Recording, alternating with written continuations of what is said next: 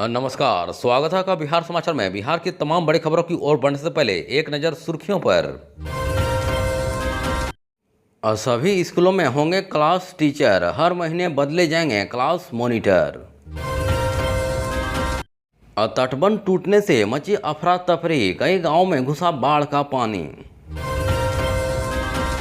400 नए घाटों पर होगा बालू का कारोबार, माफिया पर ड्रोन से निगरानी।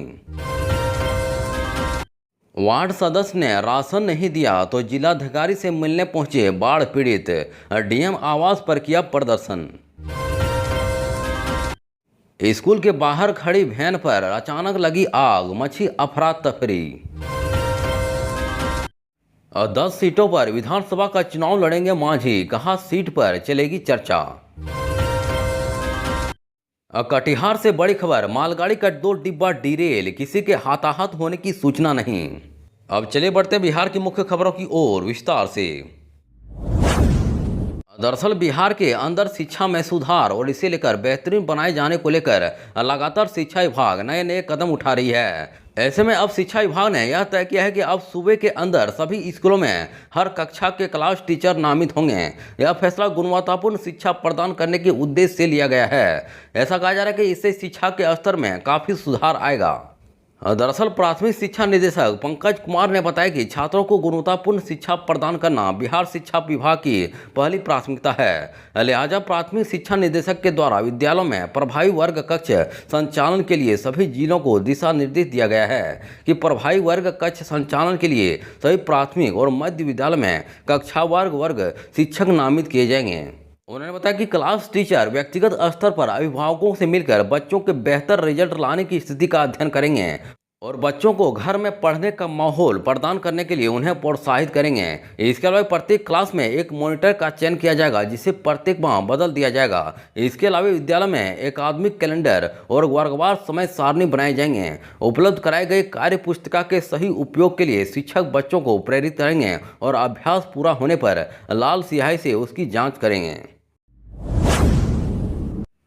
दरअसल मुजफ्फरपुर से बड़ी खबर आ रही है, जहां नहर का तटबंध टूटने से कई गांवों में बाढ़ का पानी घुस गया, जिससे अफरा तफरी मच गई। वहीं बाढ़ का दंश झेल रहे उत्तर बिहार के लाखों लोग एक बार फिर से बाढ़ की चपेट में आने की आशंका से घबरा गए हैं। यहां एक बार फिर नहर का बांध टूट गया है और पानी लोगों के घर में घुसने लगा है। घटना मुजफ्फरपुर के कुढ़नी प्रखंड अंतर्गत किशनपुर मोहिनी पंचायत का है, जहां नहर का तटबंध अचानक टूटने के कारण सैकड़ों लोगों के घर में पानी घुस गया। वहीं इस दौरान गांव में अफरा तफरी का माहौल हो गया। लोग अपने अपने घर के सामान को ऊंचे स्थान पर ले जाने लगे हैं। वहीं कुंडनी अंचलाधिकारी अनिल कुमार संतोषी ने बताया कि तटबंध टूटने की सूचना प्राप्त होते ही प्रशासन की ओर से हर संभव काम किया जा रहा है। वहीं तटबंध बांधने के लिए ठेकेदार को सूचना दी गई है। 1-2 घंटे में काम भी शुरू हो जाएगा। ग्रामीण क्षेत्र में पानी घुसने के बाद उसका सर्वे कराया जाएगा और वहां रहने वाले लोगों को उचित मुआवजा दिया जाएगा। इस वक्त की बड़ी खबर, बिहार में 15 अक्टूबर से बालू खनन शुरू करने का निर्देश दिया गया है। वहीं बिहार में अब बालू घाटों की संख्या बढ़कर 984 हो गई है। पहले यह संख्या 580 थी। वहीं सभी 400 नए बालू घाटों पर खनन की प्रक्रिया जल्द ही शुरू हो जाएगी। नए और पहले से बचे हुए तमाम बालू घाटों की नीलामी की प्रक्रिया तेजी से चल रही है। दरअसल राज्य में 15 अक्टूबर से बालू खनन की गतिविधि फिर से शुरू होने जा रही है। साथ ही बालू घाटों की नीलामी की गति तेज हो जाएगी। राष्ट्रीय ग्रीन ट्रिब्यूनल एनजीटी के आदेश पर बरसात में बालू खनन गतिविधि बंद रहती है। हालांकि खान एवं भूतत्व विभाग की तैयारी अधिकतर बालू घाटों की नीलामी कराने की है। इस वक्त की बड़ी खबर सहरसा से आ रही है, जहां सहरसा के महासी प्रखंड में 1.25 लाख की आबादी बाढ़ से प्रभावित है। वहीं ऐसे में जिला प्रशासन ने बाढ़ पीड़ितों के बीच सूखा राशन देने के लिए पंचायत में राहत सामग्री को उपलब्ध कराने का निर्देश दिया है। लेकिन महासी प्रखंड के तेलवा पंचायत में बाढ़ पीड़ितों को राहत सामग्री नहीं मिल पाया है। वहीं गुरुवार को दर्जनों बाढ़ पीड़ित सहरसा जिलाधिकारी के आवास पर पहुंचे और वहां जमकर विरोध प्रदर्शन करने लगे। वहीं सहरसा डीएम से राहत उपलब्ध करवाने की मांग लेकर महर्षि प्रखंड के तेलवा पंचायत खोराबतर गांव वार्ड 3 के दर्जनों महिला बाढ़ पीड़ित माधुरी राम, तेती देवी, सहजी देवी और सबो देवी, कविता, परमिला देवी, गायत्री देवी और जयमाला समेत अन्य ने बताया कि 30 सितंबर को पश्चिमी कोसी तटबंध टूट जाने के कारण बाढ़ का पानी पूरे इलाके में फैल गया, जिसकी वजह से कई घर बाढ़ के पानी में डूब गया, जिसके बाद ग्रामीण कोसी बांध पर शरण लिए हुए हैं। दरअसल सरकार की ओर से सूखा राशन वार्ड सदस्य को मुहैया कराया गया। वहीं वार्ड सदस्य अमेरिका देवी ने बाढ़ राहत सामग्री अपने घर ही रख लिया। अब बता दें कि बाढ़ राहत सामग्री की मांग की गई। उन्होंने धमकी भरे लहजे में कहा कि मेरा मन होगा तो देंगे, नहीं तो नहीं देंगे। अब बता दें कि राशन सामग्री नहीं मिलने से नाराज बाढ़ पीड़ितों ने महसी अंचलाधिकारी और प्रखंड विकास पदाधिकारी को इस बात की सूचना फोन करके दी। उन्होंने आश्वासन दिया कि जल्द ही राशन उपलब्ध करा दिया जाएगा। दरअसल मुंगेर में एक स्कूल वैन में अचानक आग लग गई, जिससे मौके पर अफरा तफरी मच गई। वहीं धू धू कर जल रही स्कूल वैन की आग को लोगों ने बुझाने की कोशिश की। आग लगने के कारणों का पता नहीं चल सका है। घटना जमालपुर के नया टोला केशवपुर स्थित साई एकेडमी की है। दरअसल यह वैन स्कूल के दरवाजे पर लगी हुई थी, तभी अचानक किसी तरह आग लग गई और देखते ही देखते गाड़ी धू धू कर जलने लगी। वहीं आग बुझाने पे स्कूल के फायर एग्जीक्यूटिव की मदद भी ली गई। वहीं स्थानीय लोगों द्वारा आग बुझाने के बाद फायर ब्रिगेड की टीम मौके पर पहुंची। वहीं इस घटना में किसी के हताहत होने की सूचना नहीं है।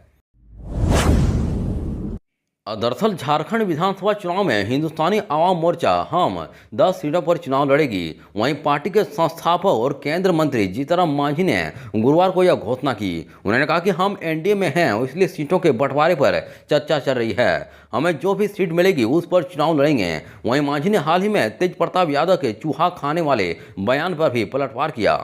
वहीं हिंदुस्तानी आवाम मोर्चा के संस्थापक और केंद्रीय मंत्री जीतनराम मांझी ने कहा कि झारखंड में उनकी पार्टी जरूर चुनाव लड़ेगी। वहीं मांझी ने बातचीत में कहा कि अभी हाल ही में उन्होंने चतरा में बैठक की है। उन्होंने कहा कि हम एनडीए में हैं, इसलिए इस पर चर्चा चल रही है। हमें जो भी सीट मिलेगी उस पर चुनाव लड़ेंगे, मगर यह तय है कि हम झारखंड में चुनाव लड़ेंगे। उन्होंने कहा कि वैसे अब लालू जी ने तो चूहा खाना छोड़ दिया है। अगर फिर भी उनके यहाँ कोई चूहा ज़्यादा उछल रहा है तो हमारे यहाँ भेज दें, हम 2 मिनट में उसे देख लेंगे। दरअसल कटिहार से इस वक्त बड़ी खबर आ रही है, जहां सुधानी के पास ब्रिज नंबर 136 के पास एक मालगाड़ी का 2 डिब्बा पटरी से उतर गया।